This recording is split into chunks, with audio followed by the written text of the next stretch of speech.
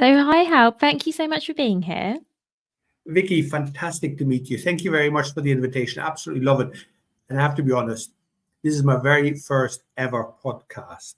So if I get things wrong, forgive me. It will be great. You will be great. I promise. This is a Thank you. great first podcast for you to do. So let's start off with an easy question. Can you please give an introduction to yourself, your business, and what you sell? Sure. I'm Huib. I'm the in-house perfumer at Parfum London, and we're one of the few English perfumery houses. I mean, if people ask, do you know French perfumery houses? People will mention lots of them. If you ask them, mention English perfumery houses, the list will be much shorter. If you then look at who are the new ones, you would find us. We're one of the, what I would describe as the new kids on the block. So I'm Huib. My background is Dutch. I was brought up in Holland. Funny enough, I lived there only 3 years. And I'm now in England. It must be 30 years. So the big question is, am I Dutch or am I English? I also spent some time in Germany. And then when I started, you go to university, and then when you come out of university, you kind of start to apply for jobs. And I found this advert for a company called Firmenich. And for some people that are familiar with the perfume industry, it's basically an industry where you have quite big suppliers on one side, companies. The main three are Givaudan, Firmenich, and IFF.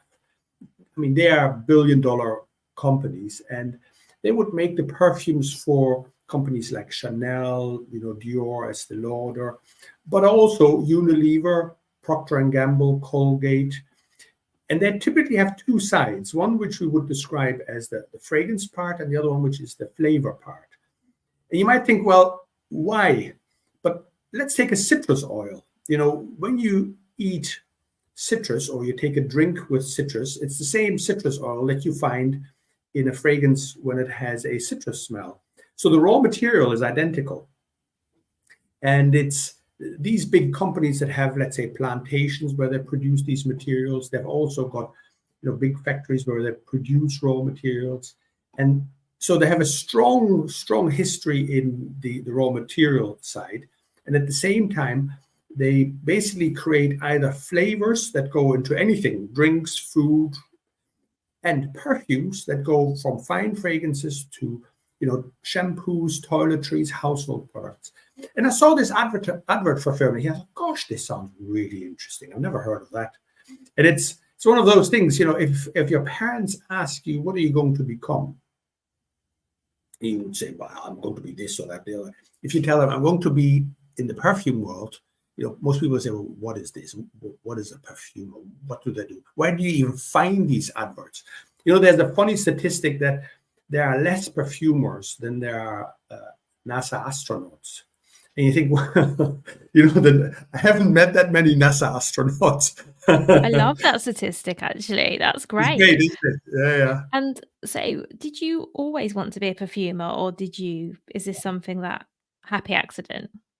I would call it a happy accident. And yet there is I would say there's probably a little bit of a pattern to it, in the sense that my father worked for a food company, a drinks company. So at a young age, he brought us new products that he had developed home. And as kids, we would drink and taste and we would enjoy it. And funny enough, when you think that what you eat and what you taste is so close, you only taste things, sweet, sour, etc. And all the rest you smell. So even though I mightn't have known it, to a certain extent, he already introduced us to the world of smell. I really can't claim that I have a background, which you read so often that people say, oh, well, my mother did this in perfumery, or my parents did this in perfumery.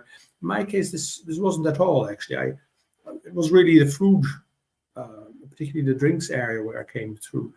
And then I just saw the advert, and when I started speaking to them, I must admit I was just fascinated by it. As a teenager, I would have used perfumes just like everybody else. You grow up, and at some point you start with the deodorant, and then you get a bit older, and you see the first girlfriend, you think, oh, I must wear a perfume, and that's kind of how I got into perfume. So there was nothing systematic there. It really was fairly random, to be honest.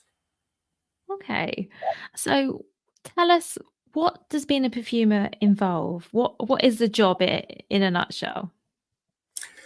I would say it really is. I would say it's twofold.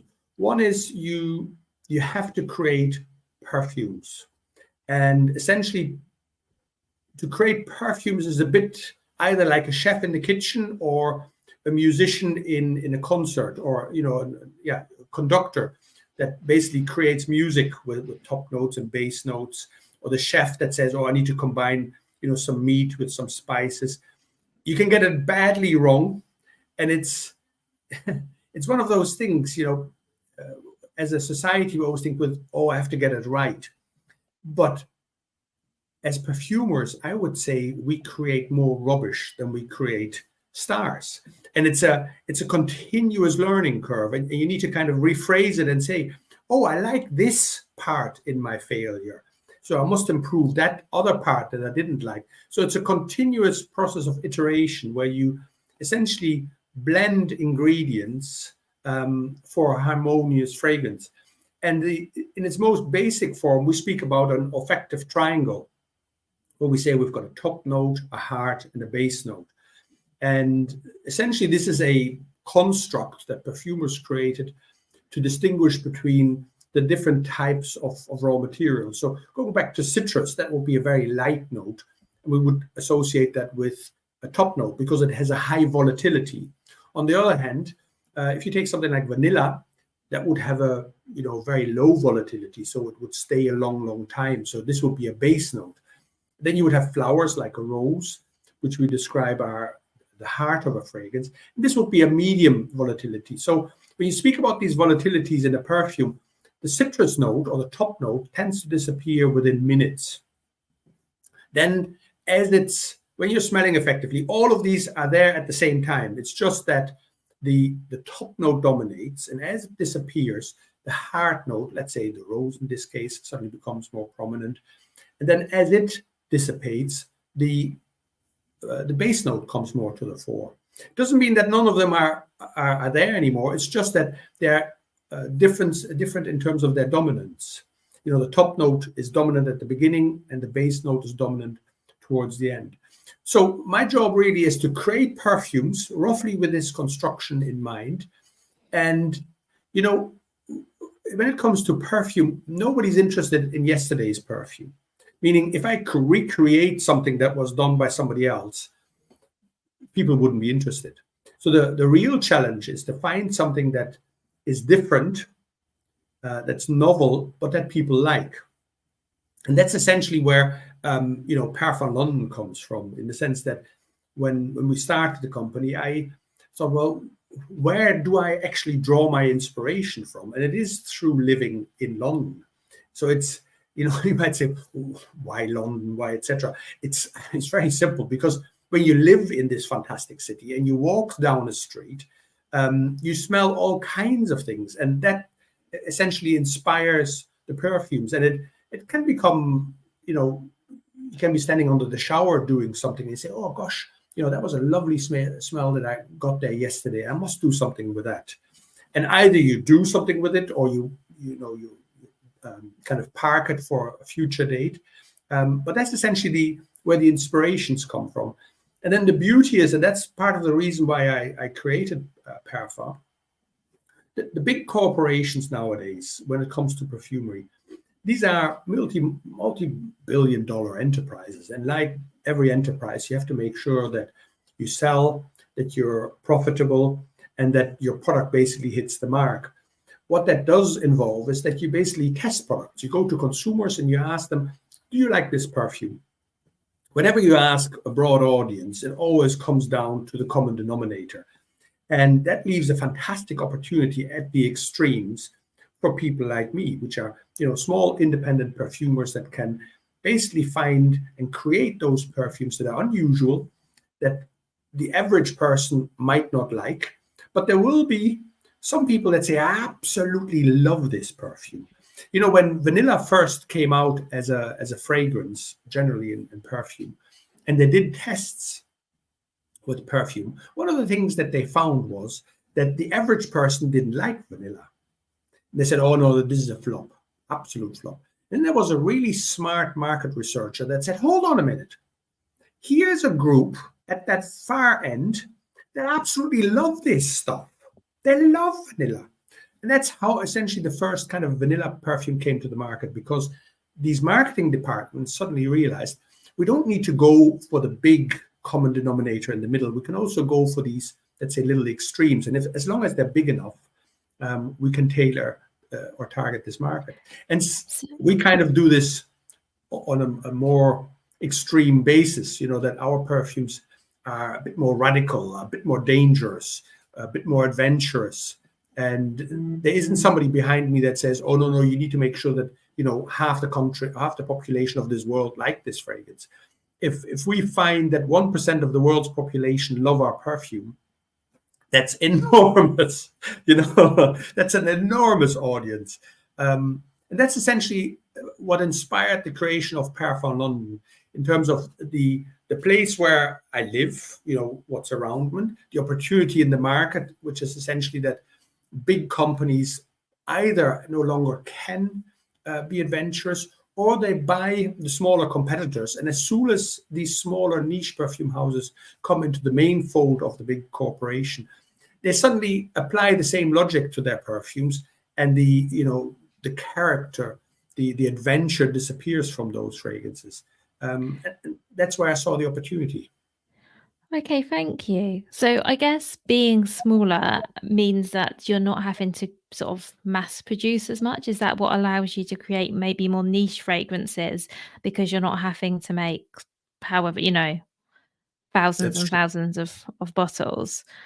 That's Absolutely. interesting. And coming back to being a perfumer, this is a very basic question. We will come into more about Parfum London and fragrance, but how do you train to become a perfumer? And as part of that, do you have to have a very superior sense of smell, or is that something that can be developed? Because it's such an True. unusual job, as we said. Yeah. I would love to know how one becomes one.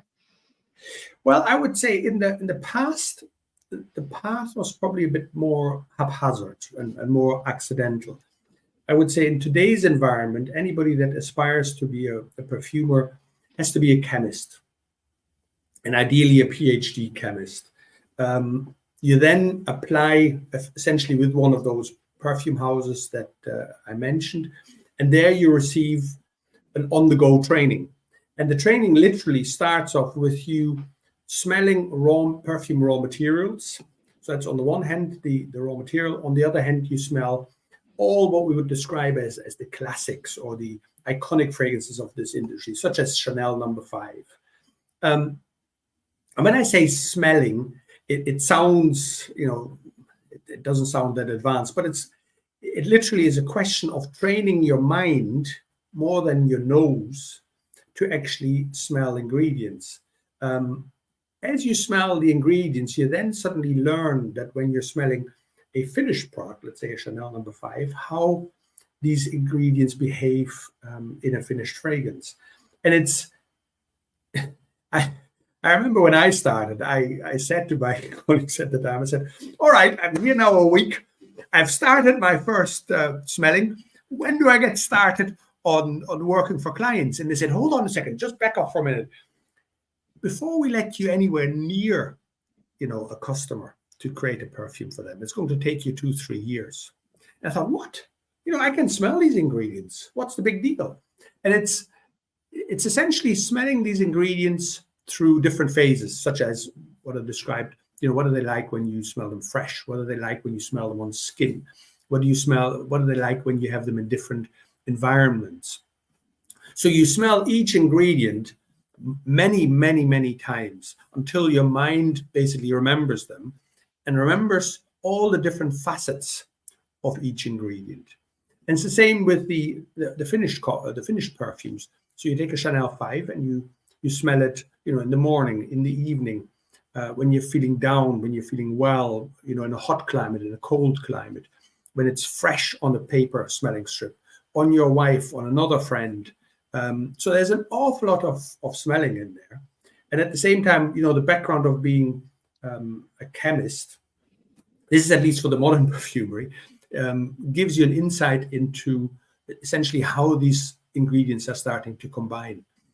I would say when I started, my background is I have a master's in business and economics, so there's no chemistry there whatsoever. So myself and a lot of other very successful perfumers literally learned it through trial and error.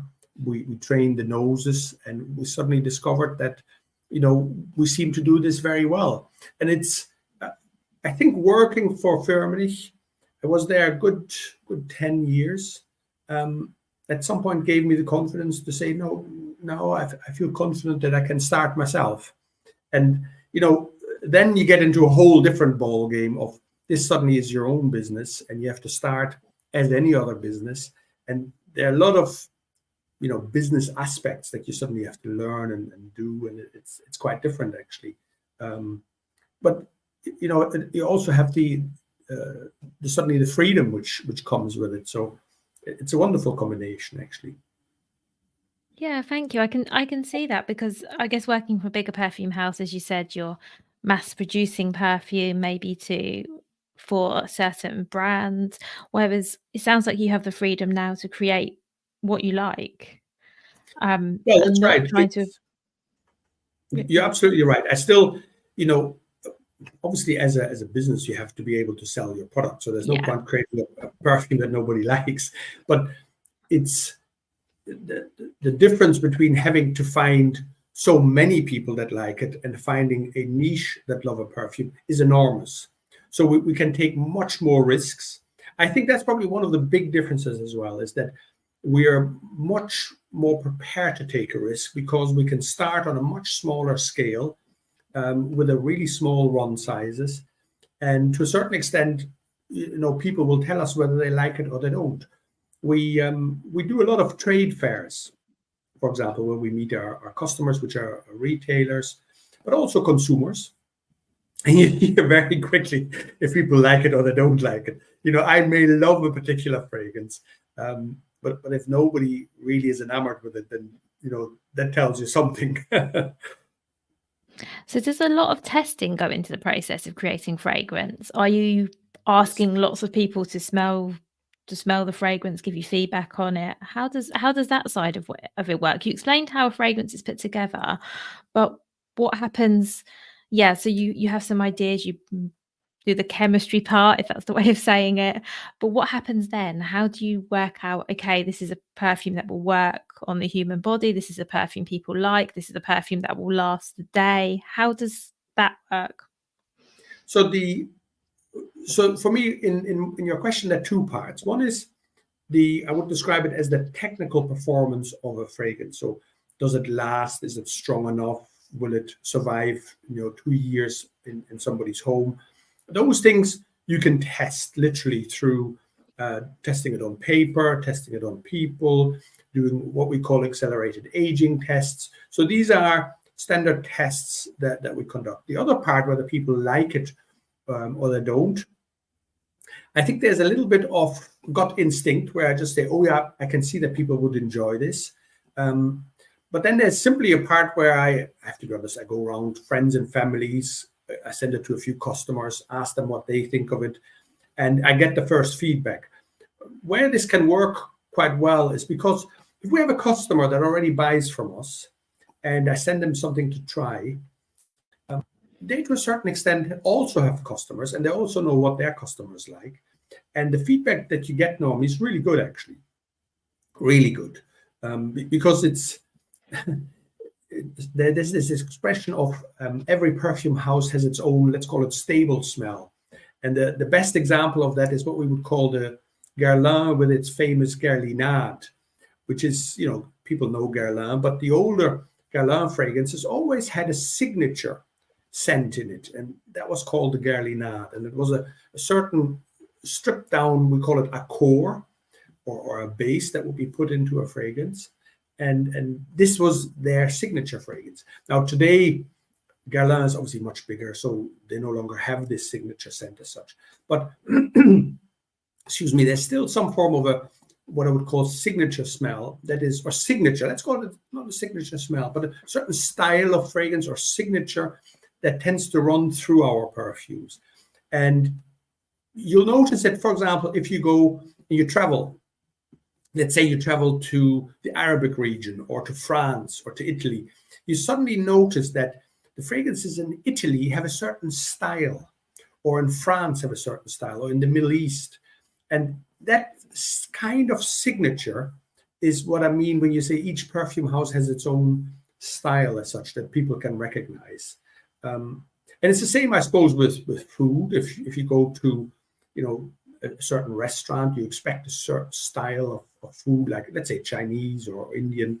They have their certain signature styles as such. And coming back to your testing, I think it's literally a question of creating these perfumes to the point where you can present them to your customers and then go for feedback. Typically, that means, oh, we like this, but I don't really like that.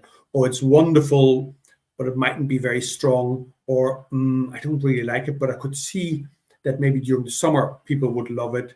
So then, this is very simple feedback, but I then interpret that feedback and essentially evolve the fragrance to what I think a point where I would say, yeah, I think now it's ready to launch. And then literally we start and we produce, we bring it to the market, we present it to our customers.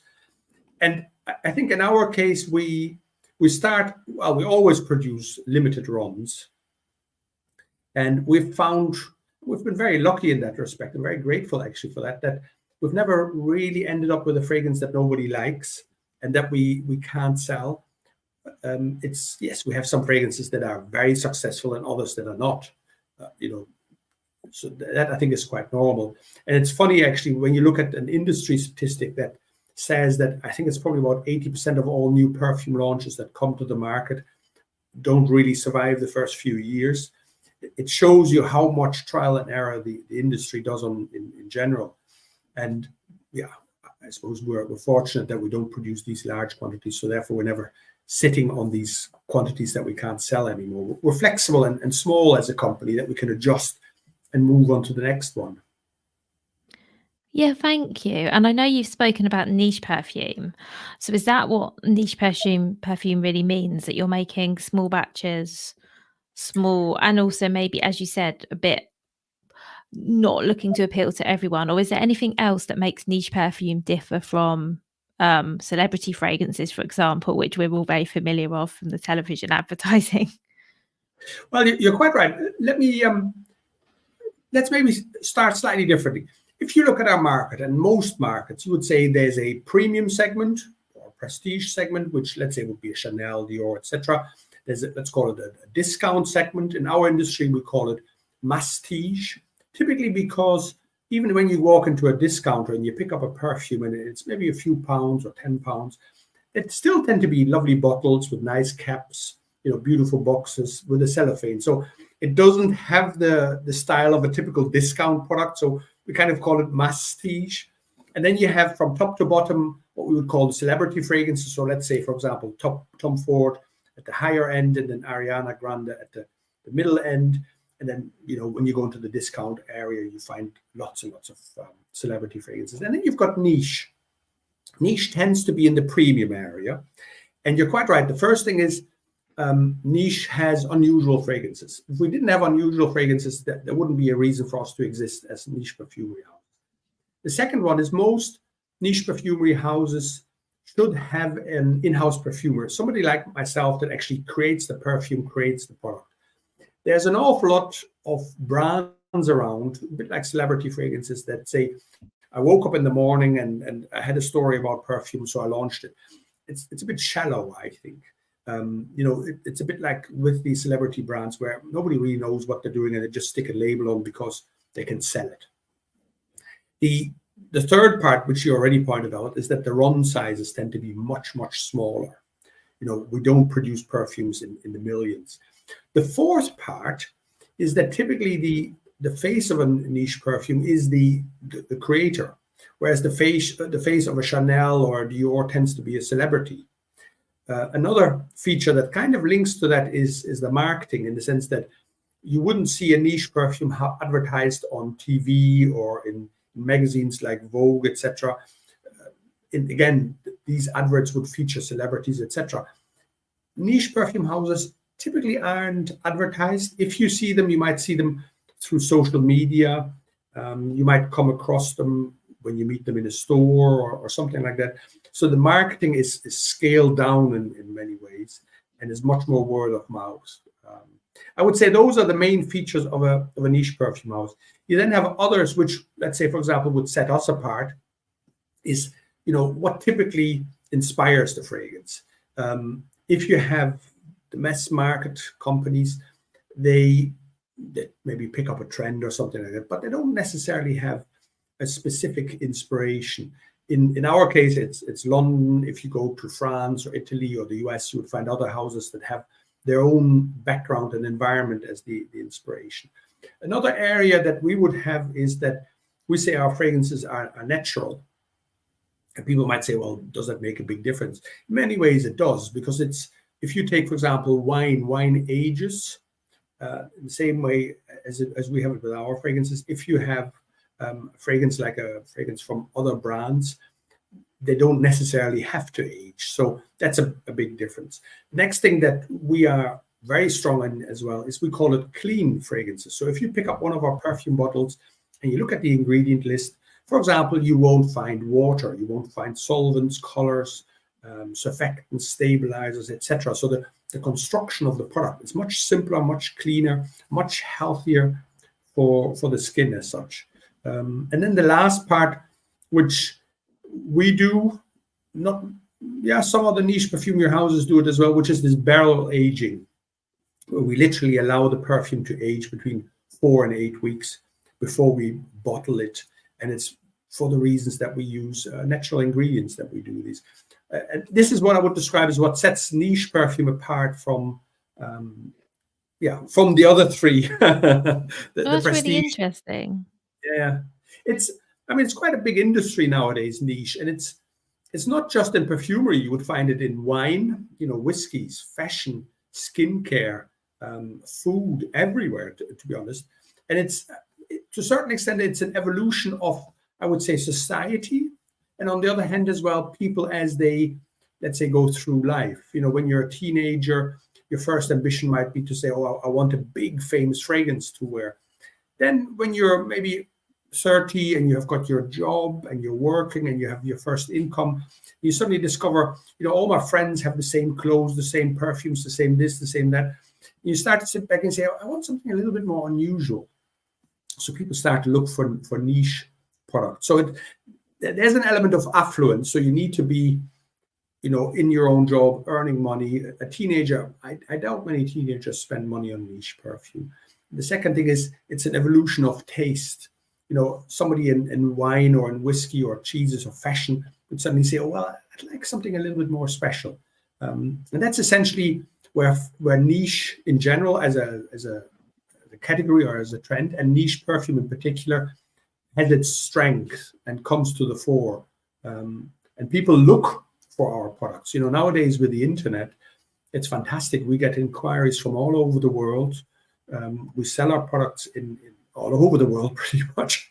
And I think the internet for small enterprises is really a fantastic opportunity. When it comes to perfume, it's obviously an enormous challenge because you can't smell the perfume online. In many cases, the definition of niche is that you don't know our brand. And then even worse, you're buying it from a foreign country. So, as a small enterprise, we've got these three challenges when it comes to selling our perfumes. It's, the other style of fragrance buying online you would find is that somebody says, I know my wife wants Chanel No. 5, and I'm using Chanel No. 5, and it's obviously a compliment, and it's not a criticism, but you would say, well, I know my wife likes Chanel No. 5, so I'm going to have a look and see online whether I can get it cheaper. So that's one way people tend to buy perfume online. The other one, which is very big, and it's a trend, is that people look for copycats or dupes or fakes online, and it's it's a big temptation. The main challenge is that sometimes these dupes and fakes are good. when they're good, they might be up to 90% similar. One big question I would always have is, are they safe to wear though? We hear lots of stories where people put these dupes on their skin and suddenly they've got irritation and rashes, etc. So you really need to be able to trust whoever produces them.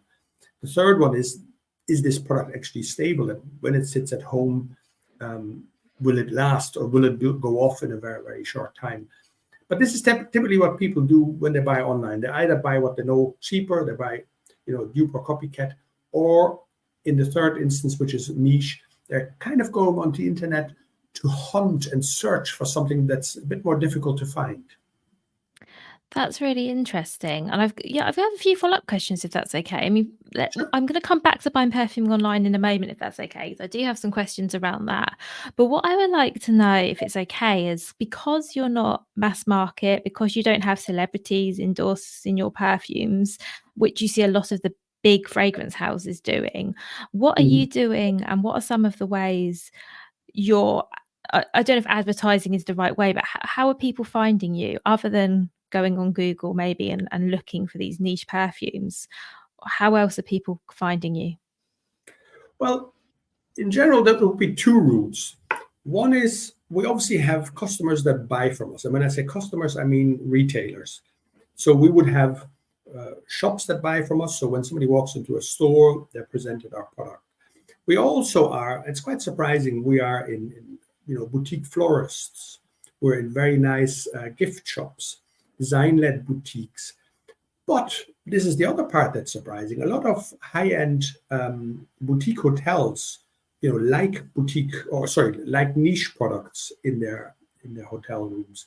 So we would also get a lot of awareness through people seeing our products literally in these, what I would describe, very nice and beautiful retail environments. So that's one part. The other part, quite clearly, is online, and it's social media. So we would have people that say, an influencer or somebody that has a fabulous profile on one of the social media platforms might say, I would be interested in presenting this to my followers. I might be interested in doing a quiz or a giveaway or something like that. So that's one way. The other one is, particularly when it comes to perfume, there are a lot of bloggers around that actually write about perfume, and they would do a product review much more lengthy than somebody would do on Instagram, but they would do a review. And then the third one, which I would say is becoming much more popular now, are these kind of, let's call them video reviews that you would find on TikTok, YouTube, etc. Where somebody says, I received this product, they open it up, they show it, they then kind of talk about how they experienced the perfume. And in my case, I would say today is the first time that we're trying a podcast to see what a podcast does for us in terms of publicity. So you're quite right. We have to kind of think differently. We have to find ways where the major companies haven't yet done that much. And podcasts, for example, is one area where I'm not sure. Have you interviewed Chanel yet on your podcast or somebody like it? So I thought at least this is a new area, for example, to try out. So we quite clearly have to think of other ways how we can promote. One other, and that's the third one that we get, which is a very, very strong one in the niche industry, which is literally word of mouth. That people have tried our products and they then say to a friend, I've enjoyed this product. I really like it. You should try it as well. We actually have one product. I wanted to show that today, which we, it's a gift product. It's called the Perfume Experience Box.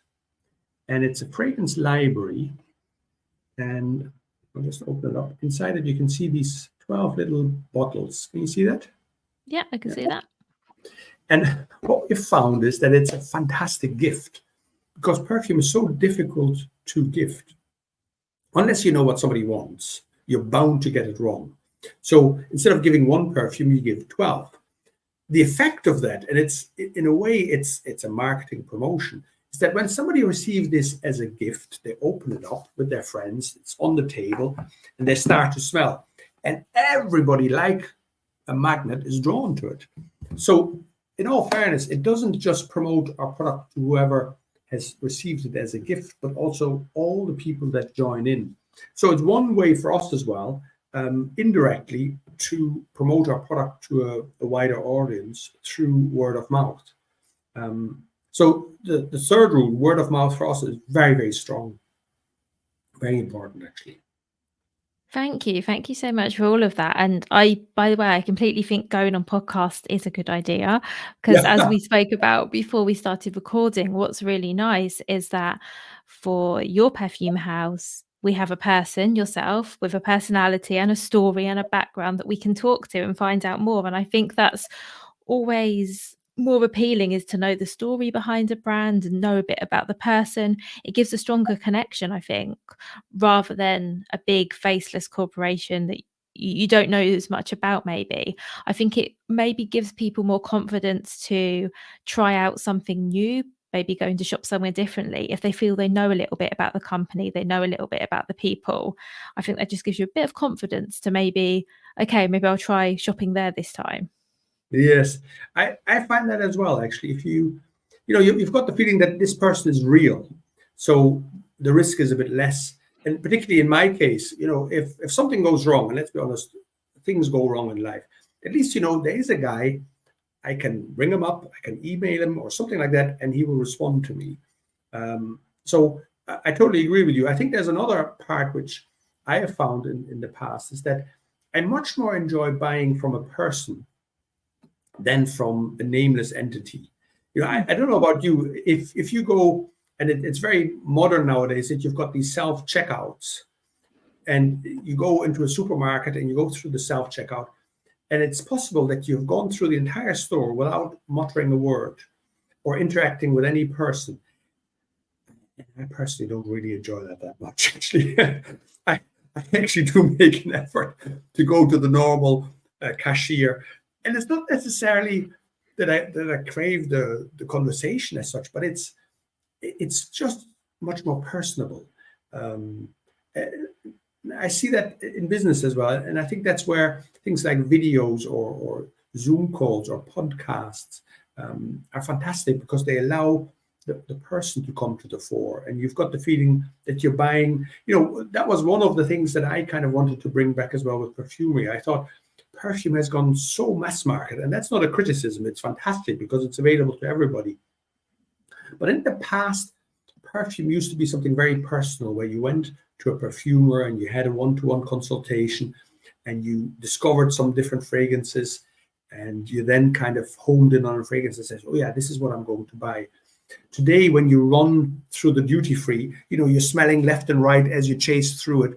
In the end, your nose is confused and you think, oh, I don't know what to do. So you just buy something. The same in the department store. You walk in and there's this fabulous perfume clouds, and then you've got the assistants showing you perfume. And I'm not so sure that that's the best way to buy perfume. I think something whereby you slow down a bit, you smell it at home, you take a little bit more time, you explore different fragrances, is a much more enjoyable experience.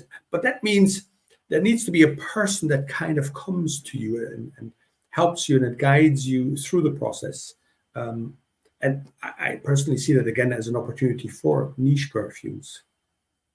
Yeah, that makes a lot of sense. I think buying perfume, I think buying it on, like you're saying, duty free department store is hard because there's all the competing smells and the noises, so it's all the other senses as well. I really like the idea you explained of your gift box. I think that's such a clever way of people getting to try lots of your products, seeing which ones they like you say, get their friends to sniff them and see what they like. I think that's so clever. Um, and I think that's a really good thing that hopefully others can take away from sort of a similar idea. But I'd just like to come back, if I can, about buying perfume online, because I think buying anything online that is scented is really hard, because how do you convey a scent with words and pictures? So other than the things you've mentioned about, is there anything else you're doing to help people make the perfume buying process easier? And do you have advice for anyone looking to buy perfume online, especially if they want to try something new, something they haven't maybe had before? I think my first piece of advice would be to look out for these kind of boxes. Ours is unusual because you've got so many. We've got 12 fragrances in there. Typically, you might find 4 or 6. I think that will be the first tip. Instead of buying immediately a perfume online, buy one of these boxes and try it out. The first one. The second area is, and I must be honest, I don't think I've got an answer yet. I really don't. I think what we try to do is a variety of things to make it more comfortable. So one is, if you go onto a website, you find a little bit what you see here in my background as well.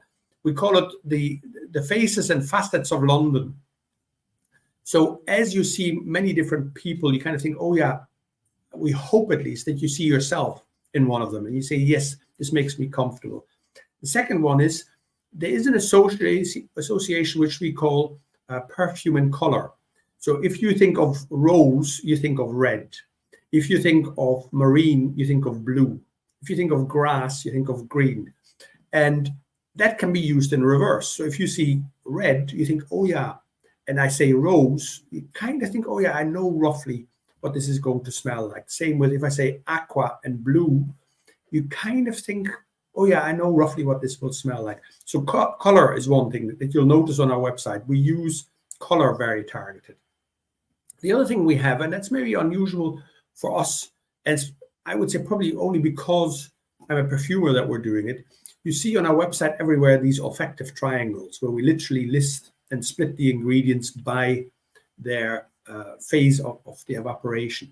And we don't just put a word there, but again, we kind of have a little image beside it to kind of illustrate what this ingredient looks like, what it might smell like. So we use these triangles. The next thing we do is we try to describe the perfume with words. So we say this is a wonderfully floral fragrance that would be fantastic on a summer day, etc., etc. So the perfume description is another thing that we do. I think, to be honest, after that, we're kind of exploring different things. I wouldn't say that I found a definitive answer on this yet. It's still an area that we as an industry struggle. And lots of people have tried little gadgets of saying, I put a box at home and it sprays something whereby, you know, this could be the perfume that you're smelling. But these little gadgets tend to be quite limited. It's the same as when you have a color printer at home. You know, the color printer has 4 colors in it and makes all the pictures out of those 4 colors. When you go back to what I mentioned earlier, that we have 3,000 ingredients, how can you reduce these 3,000 ingredients to 3 or 4 so that you can create something at home? So as an industry, we struggle. I personally don't really have a solution. I think from our side, we try to have, you know, me as a person there so that you feel I'm kind of comfortable who I'm buying from. I think that's the answers. I would, you know, if people have suggestions that they feel we should try, then I'm very, very open for that and would be very grateful for those suggestions. Thank you. No, I was just really interested because I can see it's a huge challenge. So I was just curious, and I completely understand that you wouldn't have like the ultimate solution yet. Because also I don't know if there is a overall solution. I think it's one of these areas where you do what you can and maybe you'll come up with more ideas. But until we're able to actually go to the screen and sniff, if that ever happens, this challenge will always exist for anyone who sells scented products, I think. I think the best solution at the moment we have are these boxes because, you know, you mentioned earlier the challenge of buying in a department store or in a duty free. And it's very true. You know, we find that our noses get blocked. And it's roughly 3 perfumes. Once you've smelled 3 perfumes, your sensitivity goes down. And it's easily explained because our nose is designed as a warning instrument. You know, we smell things when we come into the room and they're either safe or dangerous. You know, gas is a good example. But that means that when you walk into a department store, you've got this cloud of perfume that you're walking into. And this cloud blocks your nose immediately. So you've already reduced your sensitivity as you walk in. You then smell the first 3 perfumes and you say, oh yeah, lovely. After that, everything starts to smell a bit the same. So you've got these, I would call them inherent challenges in the current way of buying perfume in a department store. If on the other hand, somebody sends you this box and you're at home and you smell this in your own environment, so your own smell at home, you've time to smell it because you're not rushing through the airport and you suddenly have a chance to actually smell the fragrance, the top note, the heart, the base note. So you can smell it with time and over time. Even better, the ones that you love, you can put on your skin. So you can see whether it actually works with your skin, whether it adjusts to your skin, whether it feels right as you go through the day. So you can experiment with it. So these are some, big advantages that using one of those boxes at home has over buying in a department store. And it's one of the challenges for us to get that across and to incentivize people to say, no, I will try something new like this. We always obviously give guarantees that we say, if you don't like it, we take it back. What we also do is that we say, if you buy one of these boxes and you then say, I'm going to upgrade to a full-size perfume, we actually give you the money back. So the box effectively is free of charge in that context. That all reduces, from my perspective, the barrier to trying perfume online. Another thing that we've recently launched, and we find that it's popular on the internet, is what we call the travel size perfume. They're really popular now with the younger generation that say, I don't necessarily want a full-size bottle. I'm quite happy with a smaller bottle.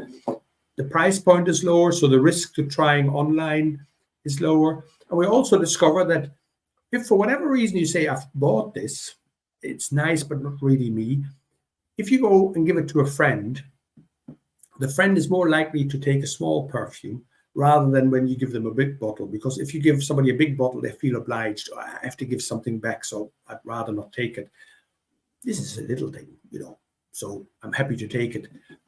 So even though they're called travel sizes, you find them in handbags of women, you find them in sports bags of men, you find them in the cars. They're just a very versatile product. And they've brought down the barrier to trial of a perfume online, literally because it's a lower price point. So it's another thing that we've done, and it's working for us. That's brilliant. Thank you. And thank you for sharing all of that. I feel like we've covered so much. It's been brilliant. I have one final question for you, if that's okay, before we Sure. end. This is the one I ask everybody. What would Yes. your number one piece of advice be for other product creators? And you can take this wherever you like. That's a very good question. I think the biggest advice I have there is, I would say, and this is just my learning, most people, when they create a product, they get so involved with their product. And whoever starts a business typically has a limited budget. So the limited budget is spent on their product. When they then have a finished product, they suddenly sit back and say, how am I going to sell this? And I think that's where the biggest piece of advice is. It should be the other way around.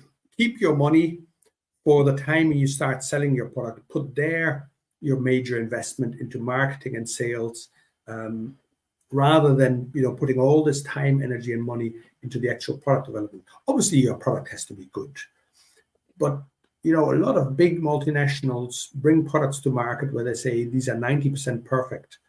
We know we can do better, but these are really good, much better than what's out there. But it doesn't have to be 100% perfect. So put your money, or reserve a big chunk of your money for the marketing and the sales. I would say that's my biggest piece of advice for anybody starting a product company or thinking about product development. Do it the other way around. That's really good advice. Thank you. And also, I love no one else has said that yet. So I really like it when I hear something that's not new advice, but different advice. That's brilliant. Thank Oh, you. is it not something that other people would have said yet? Not yet, and that's what's really nice. We obviously have lots of themes that are the same. No one has actually said that before, and I think that's definitely something to consider because I totally relate to what you're saying because I used to have a product business and I did just that. I put all my money into the manufacturing and then went, okay, how now do I sell this with no money? I definitely did that, and so I think I wish someone had said that to me all those years ago. And it's, Vicky, it's something, you're quite right. I did it. So, I'm not claiming that I'm any wiser, but it's a pattern that I see. I'm obviously interacting with a lot of other entrepreneurs in the product development field, in the ingredient area, in the fragrance area. And I'm always interested in other new products. And it's one of the common mistakes that I continuously hear. And I think the weird part is it's one of the things where the people that I speak to, very few of them are receptive to it. They hear it, but they think, oh no, I must get this tiny detailed product on my product totally finalized. And in all fairness, if you sit back and you ask your friends and family, do you even see this tiny detail? Probably not. None of them do. I'm again and again surprised how little people see of our product. So if you hand them a product full of flaws, how little of that people see. Obviously, we make sure that our products are, superb and absolutely spot on, because I do think having a well-developed product sends subtle signals. The detail has to be in the labeling, the boxes, the glass. We never use inferior materials and ingredients, but sometimes you can go over the top and forget that you afterwards have to have money to still present your product, introduce your product, promote it. And that takes a lot of time and energy and money. Yeah, that's right. Thank you. I think you're right as well that something that I definitely learn is that the things that we think will be important and the things we can agonize over getting 100% absolutely right, sometimes other people, they don't even see that, or that's not what's important to them. And I think if you focus on what's important to your customer, obviously making sure the standard's really high, and know that, okay, if for your point of view, maybe it's only 80%, 85%, but you can improve upon that. As long as it's hitting the things that matter to your customer, I think that is okay. And that's a hard thing to learn because we all want everything to be Yeah. perfect. But I'll show you actually, another, as a final touch, I'll show you another little thing. And there I have to give a compliment to my wife. This is our gift bag. oh, that's And beautiful. yeah, it's lovely, isn't it? And if you're not already, you need to be watching this on YouTube as well as listening. This is on Oh, YouTube. You can see all these beautiful that's right. things. For a long time, I thought, oh no, we don't need this. We have our perfume. This is it. And it was my wife that said, no, you have to have this.